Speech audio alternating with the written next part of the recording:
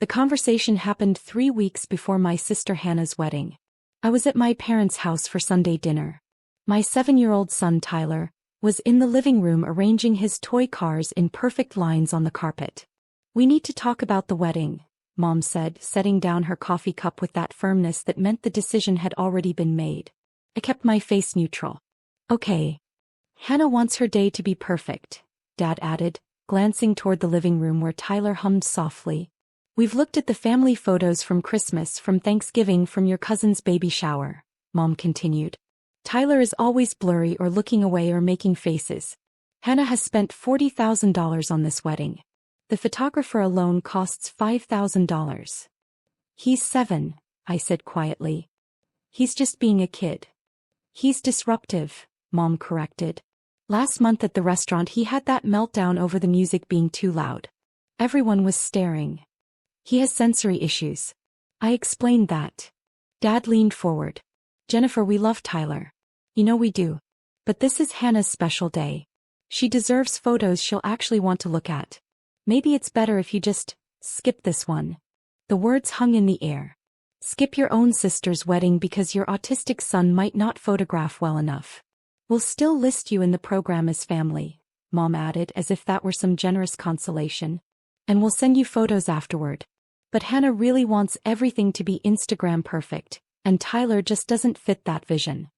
I looked at both of them, my parents whom I'd supported in ways they didn't even know about. I thought about the automatic payment I'd set up 6 years ago, the one that quietly left my account every month. The one they'd never questioned, never thanked me for because they didn't know it existed. "I understand," I said simply. "You're not upset?" Mom seemed surprised. "It's Hannah's day. She should have what she wants." Relief washed over their faces. They'd expected a fight, tears, arguments about discrimination and family values. Instead, I gathered Tyler's toys, helped him into his jacket, and drove home. That night, I sat at my kitchen table with my laptop open. Tyler was asleep upstairs, exhausted from a full day. I logged into my banking portal and found the automatic payment I'd established in 2018. It started after Dad's business failed. They'd lost their main income stream and suddenly their comfortable retirement looked shaky. The house they'd owned for 30 years had a reverse mortgage they were struggling to maintain. Property insurance, homeowners insurance, the umbrella policy that protected their assets. All of it was at risk. I was working as a financial analyst then, making good money, and I was single. No Tyler yet, no expensive autism therapies, no special education consultants. I could afford to help. "Just temporarily," Dad had said when they first mentioned their struggles. "Just until we get back on our feet." But they never asked me directly for money. That would have required admitting they needed help. So I did it quietly. I contacted their insurance company, got the account numbers, and set up automatic payments from my account. It was $8,500 annually for the comprehensive home insurance package that covered their $600,000 house and all its contents. For 6 years, that payment had left my account every March 15th. They never knew. The insurance company sent the bills to their email marked paid, and they assumed their own bank account was handling it. I checked once carefully and confirmed they thought they were paying it themselves. 6 years. $51,000 total. Through my pregnancy, through Tyler's diagnosis, through the divorce when my ex-husband decided he didn't sign up for a special needs kid, through every expensive therapy and specialist appointment. I kept paying their insurance while they criticized how I managed my money. "You should have a bigger emergency fund," Dad told me last year. "You're living paycheck to paycheck, Jennifer. It's irresponsible." I was living paycheck to paycheck because $8,500 of my annual income went toward protecting their assets. Assets they'd now made clear didn't need to include my son in family memories. I clicked on the automatic payment and canceled it. The next payment was due March 15th, which was in 10 days, right in the middle of wedding week. For the next 3 weeks I kept my distance. Hannah called twice about wedding details, never mentioning that I wasn't invited. Mom texted about arrangements, excluding me from the family table layouts. I took Tyler to his occupational therapy. We practiced social stories about weddings he would never attend. We went to the park, the library, and his favorite pizza place. March 15th arrived. It was a Saturday. Hannah's wedding was scheduled for 4 p.m. at the Crystal Gardens venue, A place so expensive they required a $10,000 deposit just to book it. I took Tyler to the aquarium instead. He loves the jellyfish tank, the way they pulse and float in their rhythmic patterns. We spent 2 hours there and he was perfectly content. My phone started buzzing around 3:30 p.m. The first call was from Mom. I let it go to voicemail. The second call 3 minutes later was also Mom. Voicemail. Then Dad called. Voicemail. Hannah called. Voicemail. A number I didn't recognize. Voicemail. By 4:15 p.m., I had 14 missed calls. Tyler and I were eating ice cream in the aquarium cafeteria when I finally checked the voicemails. Mom's first message, 3:32 p.m. Jennifer, call me immediately. There's a problem with the house insurance. They're saying we don't have coverage. There must be a mistake. Call me back. Dad's message, 3:41 p.m. The insurance company says our policy lapsed. We're trying to fix this, but they're saying the last payment was March 15, 2024. That's a year ago. Jennifer, do you know anything about this? Call us back right now. The unknown number, 3:47 p.m., was from the insurance company representative. This message is for Mr. and Mrs. Peterson. We're calling regarding your homeowner's policy which has lapsed due to non-payment. We show the last payment was received in March 2024. Your current coverage is terminated. Please contact us immediately to discuss reinstatement options. Hannah's message for 02 p.m. was barely coherent. What did you do? Mom and Dad are freaking out. They're saying something about insurance you were paying? During my wedding, Jennifer? Really? You're doing this during my wedding. I finished my ice cream. Tyler was drawing on his paper placemat, creating elaborate patterns with the crayons the cafeteria provided. At 5 p.m. I called Mom back. Jennifer. She was breathless and I could hear wedding music and chatter in the background. What is going on? The insurance company says you were paying our home insurance? For 6 years. Yes, I said simply. Why would you? We never asked you to. I know. And you just stopped?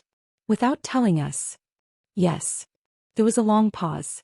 I could hear Dad's voice in the background, sharp and angry. Jennifer, the house is uninsured. Do you understand what that means? Something happens, we could lose everything.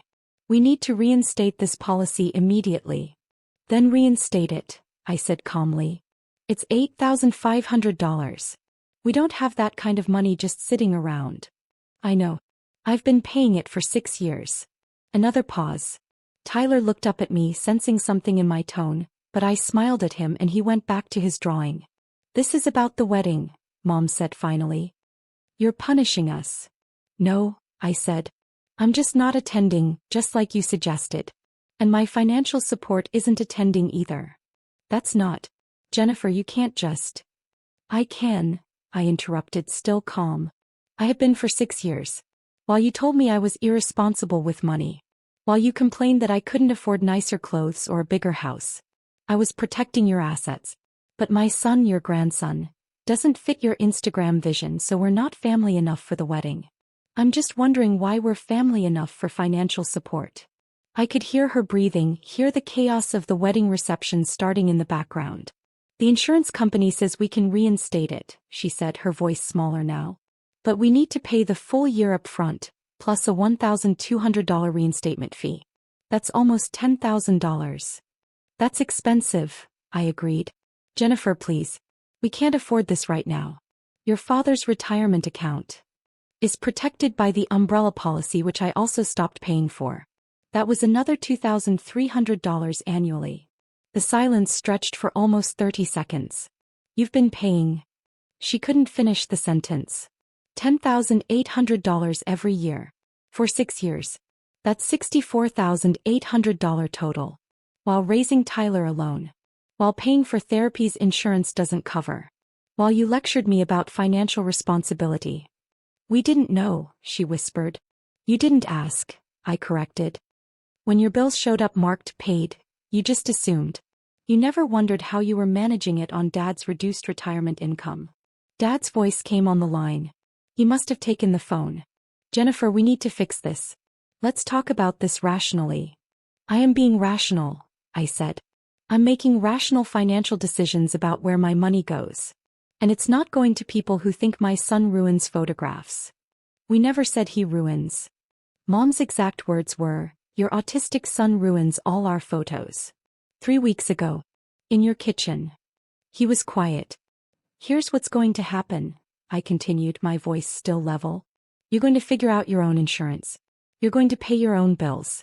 And you're going to decide whether Tyler and I are actually family or just inconvenient people who don't photograph well.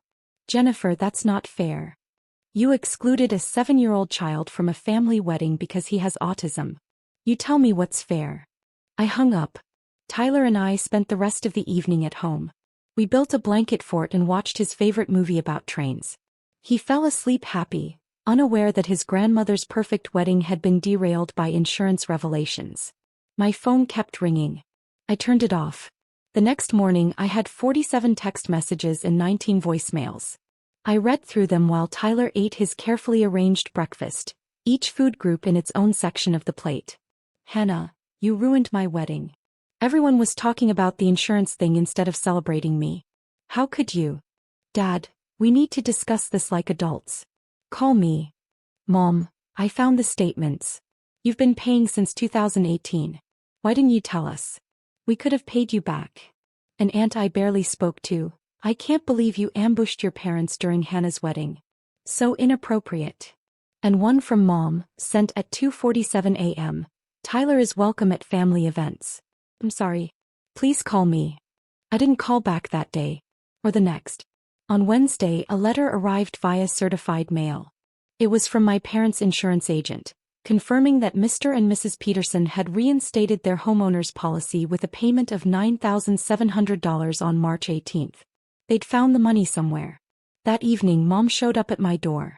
I almost didn't let her in, but Tyler was already running to the door, excited to see Grandma. I couldn't explain to him why she couldn't come in. She stood in my living room looking smaller than I remembered. I didn't know, she said. About the insurance. About any of it. You didn't want to know, I replied. It was easier to assume everything was fine. You should have told us. Would you have accepted it? Would Dad have let me help if he had known? She couldn't answer that. Tyler was showing her his newest drawings, chattering about the aquarium and the jellyfish. She listened, really listened, in a way I hadn't seen her do before. He's a good kid, she said quietly. He's always been a good kid. He just experiences the world differently. She nodded slowly. Hannah feels terrible. About what we said. Does she? Or does she feel terrible that her wedding became about something else? Both probably, Mom admitted. We handled this wrong. All of it. Yes, I agreed. You did. Can we fix this? I watched Tyler, who had moved on to arranging his toy cars in the pattern that made sense to him. Perfect lines organized by color, each one exactly 2 inches from the next. That depends, I said. Are we family? Really? Or are we just people who share DNA and show up when it's convenient and photogenic? Mom was crying now quietly. Your family. Tyler is family. I'm sorry we made you feel otherwise. I don't want apologies, I said. I want things to change. I want Tyler included, not just tolerated. I want you to understand that he's not a problem to manage or hide. He's your grandson. I know. Do you? Because 3 weeks ago, you didn't think he was worth having in family photos. She flinched. I was wrong. We were wrong. Hannah was wrong. We got caught up in this idea of perfection and we forgot what actually matters. I didn't respond immediately.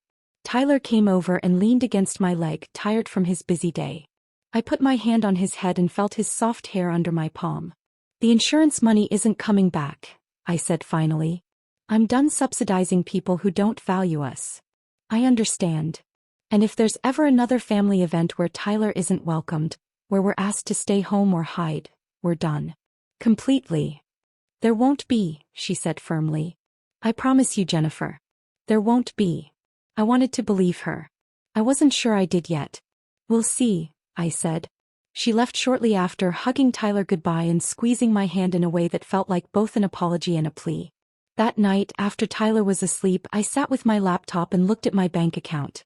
An extra $10,800 annually would make a difference. Real therapy for Tyler, not just the basics insurance covered. Maybe a proper vacation somewhere he'd enjoy. Maybe just breathing room in a budget that had been tight for too long. My phone buzzed. A text from Hannah. I'm sorry. Really sorry. Can we talk? I turned off my phone. Maybe we'd talk eventually. Maybe things would change. Maybe my family would learn that Tyler's worth wasn't measured by how well he smiled for cameras or sat still during formal dinners. Or maybe they wouldn't. Either way, I was done paying for the privilege of being dismissed. I was done making myself smaller so they could feel comfortable. I was done protecting people who wouldn't protect my son. Tyler was safe, loved, and valued in our home. That was what mattered. Everything else was just noise. Expensive noise I'd finally stopped paying for. The insurance bill would arrive again next March. It wouldn't have my name on the payment. And that, I thought, was exactly how it should be.